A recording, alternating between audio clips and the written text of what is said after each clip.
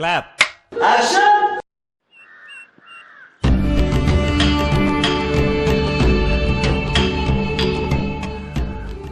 என்ன ஈஸ்வர் இங்க நின்றுட்டு இருக்கீங்க? இதான் உங்களோட நியூ ஃபார்ம் ஆஃப் எக்ஸசைஸா? இல்ல ஏன்னா லெஃப்ட் ரைட் அப்படியே போயிட்டே இருந்தீங்க, ரொம்ப நடந்தீங்களே, அப்படி என்ன யோசனை? Please, I am not in mood for jokes. என்ன ஈஸ்வர், ஆபீஸ்ல இருந்து வந்த உடனே யாரோடையும் பேசல, கிருப்பா வந்து ஏதோ கேட்டா வள்ளுன்னு எரிஞ்சு விழுந்தீங்க, சாப்பிட்டீங்களான்னு கேட்டா பதில் இல்ல. சரி டீ அது சாப்பிடுங்க. வேணாம் ரேகா. என்ன ஈஸ்வர், ஏதோ பிரச்சனைன்னு தெரியுது, அது என்னன்னு சொல்லலாம்ல? சரி, எனக்கு உங்களோட ப்ராப்ளம் சால்வ் பண்ண முடியாம இருக்கலாம், ஆனா என்னோட கொஞ்சம் ஷேர் பண்ணீங்கன்னா உங்களோட லோடு கொஞ்சம் ஈஸி ஆகும் இல்லையா? இன்னைக்கு அந்த மாசி ஆபீஸ்க்கு வந்தான். சித்தப்பா பேருக்கு கான்ட்ராக்ட் கொடுன்னு சொன்னான். நான் முடியாதுன்னு சொல்லிட்டேன். கரெக்ட் தானே? அதுல என்ன பிரச்சனை? அதுதான் பிரச்சனையே. Dirty guys. அன்னைக்கு தேவநாதன் அனுப்புனா, இன்னைக்கு மாசியே வந்து நிக்கிறான். அவன் சித்தப்பாவுக்கு கான்ட்ராக்ட் கொடுக்கலனா அவன் என்ன டிரான்ஸ்ஃபர் பண்ணிடுவானா? மிரட்டுறான். இடியட். என்ன ஈஸ்வர், டிரான்ஸ்ஃபர் பண்ணிடுவேன் தானே சொன்னா, கொலை பண்ணிடுவேன்னு சொல்லியே. என்ன ஈஸ்வர், ஒரு நேர்மையான அதிகாரியா இருந்ததுனால இது வரைக்கும் நீங்க 15 டிரான்ஸ்ஃபர் பாத்திருக்கீங்க. என்ன இப்ப 16வது டிரான்ஸ்ஃபர் பார்க்க போறீங்க? அதுக்கே இவ்வளவு அப்செட் ஆறீங்க? இல்ல ரேகா, மின்னெல்லாம் டிரான்ஸ்ஃபர் ஆன போது கிருப்பா சின்ன குழந்தை, அப்பா எனக்கு சப்போர்ட்டிவா இருந்தார். ஆனா இப்ப கிருப்பா வளர்ந்துட்டா, அவளு ஸ்கூல் இங்க, அப்பாவுக்கும் வயசாயிடுச்சு, உன்னோட ஜாபும் இங்க, எல்லாத்தையும் மிஸ் பண்ணிடுவேணும்னு. அதெல்லாம் ஒன்னும் மிஸ் பண்ண மாட்டீங்க. இல்ல ரேகா. ஈஸ்வர், என்ன ஆகும் நான் சொல்றேன். போன இடத்துலயும் நீங்க ரொம்ப சின்சியரா உங்களோட வேலையை பண்ணுவீங்க. முக்காவாசி அங்கேயும் மாசியை விட மோசமான ஒரு அரசியல்வாதி இருப்பான். உடனே அவன் தையா தக்கான்னு குதிப்பான், இந்த ஆபீசர் உடனே டிரான்ஸ்பர் பண்ணுன்னு. டக்குன்னு நீங்க வந்து என்ன இங்க டிரான்ஸ்பர் பண்ணுங்கன்னு கேட்டுருங்க, அவ்வளவுதானே? ரேகா, விளையாடாத, பி சீரியஸ். ஈஸ்வர், இப்ப சீரியஸா இருந்து என்ன பண்ண முடியும்? எனக்கு ஆறுதல் சொன்னவர் நீங்க. ஈஸ்வர், நம்மள மாதிரி ஆளுங்களுக்கு டிரான்ஸ்பர்ங்கிறது பார்ட் ஆஃப் லைஃப். என்ன, அதுவேதான் லைஃப்ங்கிற போது கொஞ்சம் கஷ்டமா இருக்கும். But we'll manage, no? Come. இப்போ நான் வரேன். சரி.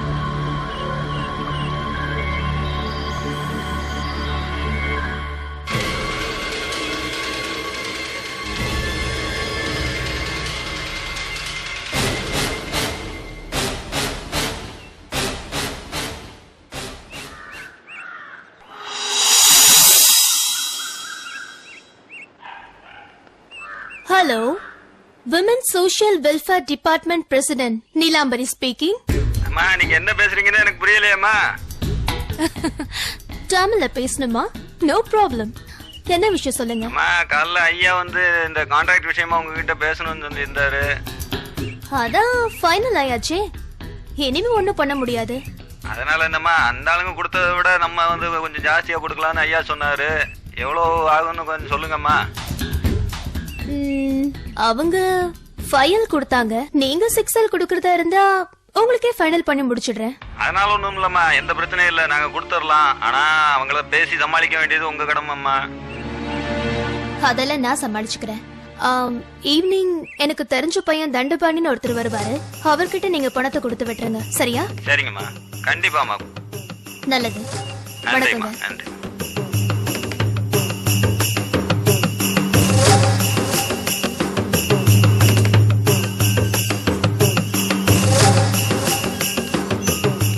ஹலோ. வணக்கம்மா. வரதராஜன் சரண் சார். வாங்க.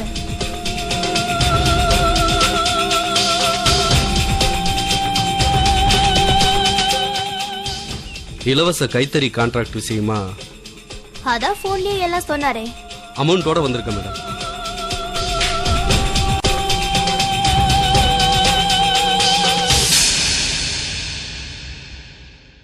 வெளியில 8 லட்சம் வரைக்கும் கொடுக்க தயாரா இருக்காங்க.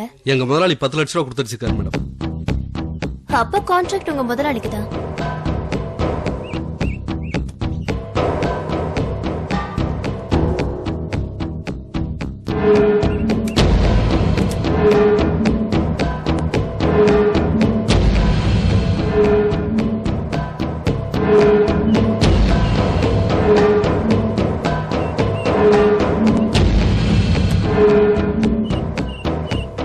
முடிஞ்சிருச்சுன்னு வரதராஜன் கிட்ட சொல்லுங்க. நான் போன்ல பேசிக்கிறேன். ரொம்ப நன்றி.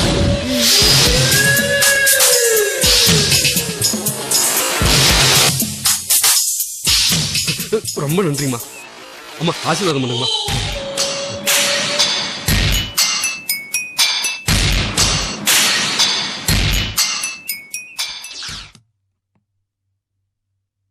நில்ல நில்ல நில்ல நில்ல.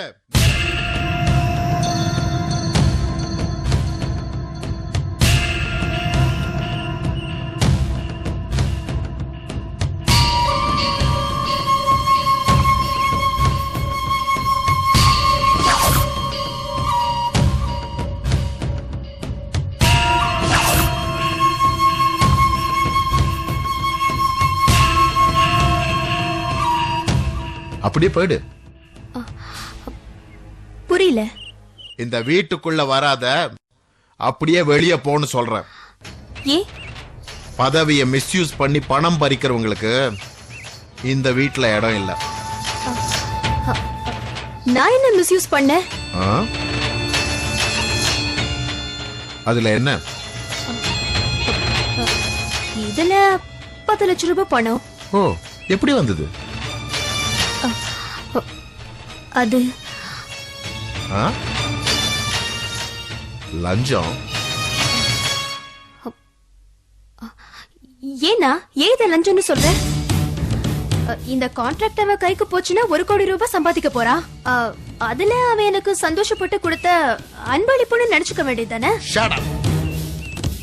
Dirty politician மாதிரி பிஹேவ் பண்ணாத. ரொம்ப புத்திசாலித்தனமா ஆன்சர் பண்ணதா மனசுல நினைப்பா உனக்கு? இத்தனை நாள் நீ பண்ணது அத்தனையும் நான் பொறுத்திருந்ததே பெரிய விஷயம். இனிமே இந்த வீட்டுல உனக்கு இடம் கிடையாது. Out. I said get out.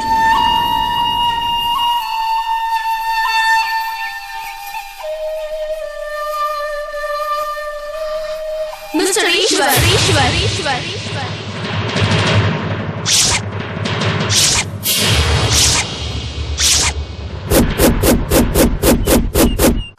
Mr. Ishwar.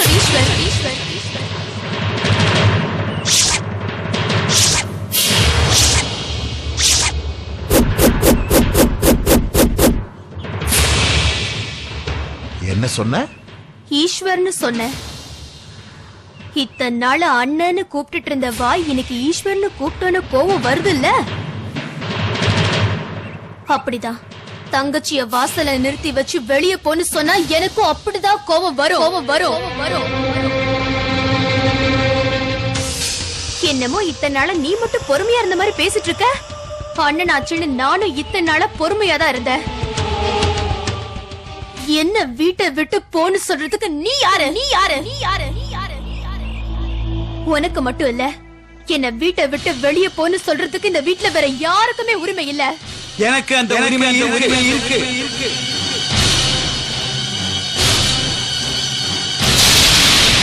அப்பா, நான் எல்லாத்தையும் நான் கேட்டுக்கிட்டு தான் இருந்தேன்.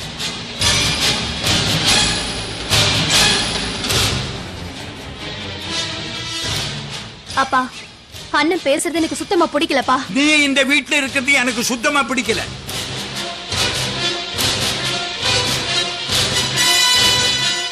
ஒரு சுதந்திர போராட்ட தியாகி, ஒரு நேர்மையான கலெக்டர், ஒரு சின்சியர் போலீஸ் ஆபீசர், இவங்க இருக்கிற வீட்டுல லஞ்சம் வாங்குற உன்ன மாதிரி அரசியல்வாதிக்கு இடம் இல்ல. போ. அப்பா இப்ப சொல்லிட்டார்ல, போ. ஒரு அப்பங்கிற முறையிலையும் கஷ்டப்பட்டு நான் இந்த வீட்டை கட்டவங்கிற முறையிலையும் உன்னை வீட்டு விட்டு போக சொல்ல எனக்கு எல்லா உரிமையும் இருக்கு. வெளியே போ. போகலனா ரேகா வரத்துக்குள்ள உன் புருஷனை கூட்டிக்கிட்டு உன் மாமியார் வீட்டுக்கு போயிடு. இல்ல வேற ஒரு மாமியார் வீட்டுக்கு போக வேண்டி இருக்கும். வாட்ச்மேன், அவங்க போனதுக்கு அப்புறம் கேட்டை போட்டுக்கிட்டு சாவியை கொண்டு வந்து கொடு. Ishwar, உள்ளபா.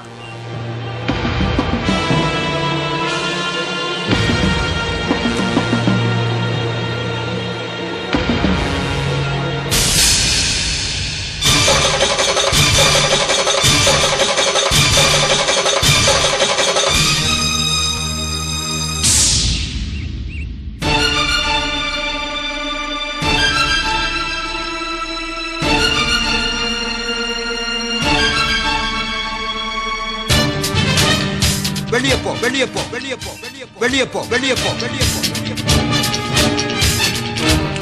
Out, out. I said get out. Get out. Get out.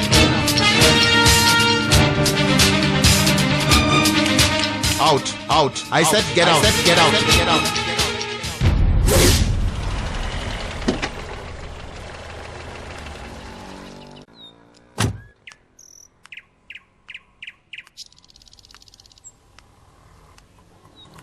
வணக்கம். வாமா உள்ள வாமா. இல்ல இல்ல அதெல்லாம் என்ன டெட் எண்டா? ஆமாமா, அதுக்கப்புறம் வழி இல்ல.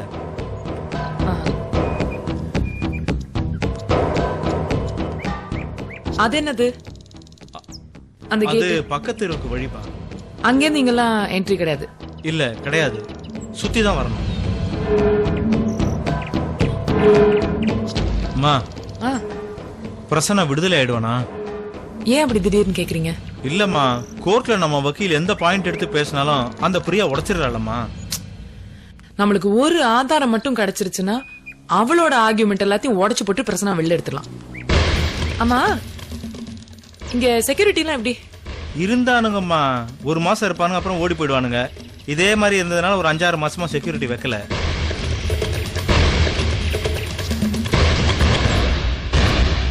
அந்த லாண்ட்ரி கடை எவ்வளவு நாளா இங்க இருக்கு?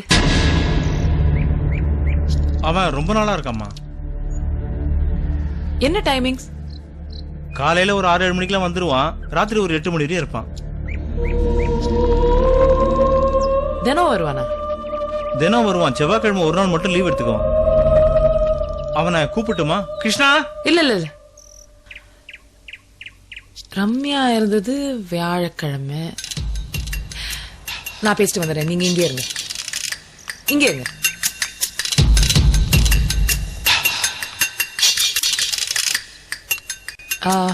நீங்க இங்க எத்தனை வருஷமா கடை வச்சிருக்கீங்க? 4-5 வருஷமா போட்டிருக்கேன். அப்படியா? இல்ல காலையில கடை திறந்த உடனே சாயந்தரம் வரைக்கும் இங்கே இருப்பீங்களா, இல்ல மத்தியானம் சாப்பிடறதுக்கு வீட்டுக்கு போவீங்களா? எது கேக்குறீங்க? எனக்கு கொஞ்சம் இன்ஃபர்மேஷன் வேணும். நீங்க யாரு? நான் போலீஸ் ஆபீசர். ஐயோ வணக்கம்மா.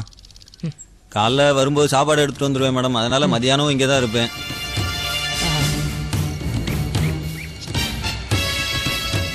இந்த பத்திரிகைக்காரர் பிரசன்னா, அவர் வீட்டுக்கும் நீங்க தான் இஸ்திரி பண்ணுவீங்களா? ஆமாம்மா. இல்ல, அவரோட பொண்டாட்டியோட சாவுக்கு காரணம் அவர்தான்னு எல்லாரும் பேசிக்கிறாங்களே.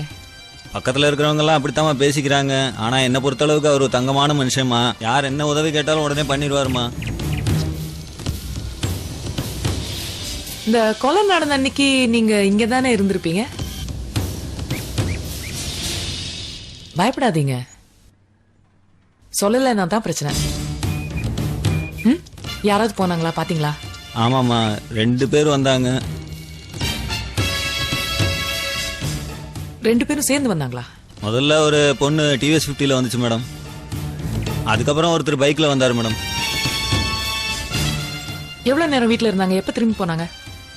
அந்த பொண்ணு வந்ததுக்கு அப்புறம் திரும்ப இங்க வந்து போன் பேசிக்கிட்டு இருந்தது மேடம். போன் பேசிட்டு அவங்க கிளம்பிட்டாங்க ஏதோ அவசரமா. அதுக்கப்புறம் நான் கவனிக்கல மேடம். 2 பேருக்கும் சுமார் எவ்வளோ, என்ன வயசு இருக்கும்? என்ன, அந்த பொண்ணுக்கு ஒரு 23 வயசு இருக்கும் மேடம். அந்த அவருக்கு வந்து ஒரு 30 வயசு இருக்கும் மேடம். இதுக்கு முன்னாடி அவங்கள பாத்திருக்கீங்களா? நான் வந்து அந்த பொண்ணை மட்டும் தான் மேடம் 2 தடவை பார்த்திருக்கேன். அந்த பையனை நான் இதுவரையும் பார்த்ததில்ல மேடம். ஆமா, போலீஸ் உங்ககிட்ட இத பத்தி ஒன்னும் விசாரிக்கல? என் மாமனாருக்கு உடம்பு முடியலன்னு ஊர்ல இருந்து போன் வந்தது மேடம். அதனால நான் ஊருக்கு போயிட்டேன். அதுக்கப்புறம் நான் இன்னைக்கு தான் மேடம் வந்தேன். நீங்க திரும்பி அவங்களை பார்த்தா அடையாளம் காட்ட முடியுமா? காட்டலாமா, ஆனா எனக்கு எதுவும் பிரச்சனை வந்துடாது. பிரச்சனை எல்லாம் ஒண்ணு வராது. சரி, ஸ்டேஷனுக்கு வர வேண்டி இருக்கும், பயப்படுறதுக்கு ஒண்ணும் இல்ல. எப்போ வரணும்னு நான் சொல்லி அனுப்புறேன். சரிங்க மேடம். அப்போ வந்துருங்க. சரிங்க.